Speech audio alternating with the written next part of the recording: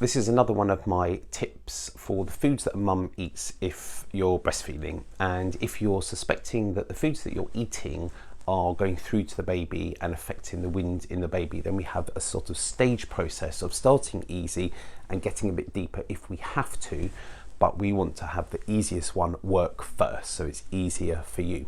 So for example, quite a lot of the mums that come in have gone dairy free. It's one of the first things that you read about to help the baby, and it can be amazing. Sometimes it's not quite as good and it's not working as you'd hoped. Either it doesn't work and you're on the wrong path with this, or a common mistake is that you replace the dairy with another food group that can be quite windy as well. For example, wheat.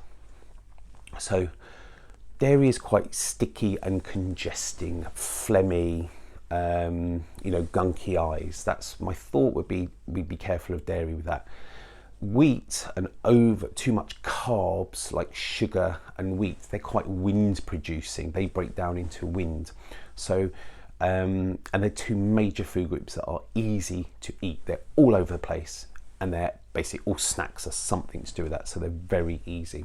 So if you are being really super good and you've cut down on your dairy, but you have just replaced that with wheat, bread, cakes, sandwiches, biscuits, you may have a windy baby because of that. So you've got to be careful, you've got to strike a balance, and my tip would be to eat regularly so you don't have to snack on these things. Get a bit of planning in there, but don't replace a bad food group, a windy food group, with the one that you have taken out. So are you doing that? Just be careful of that.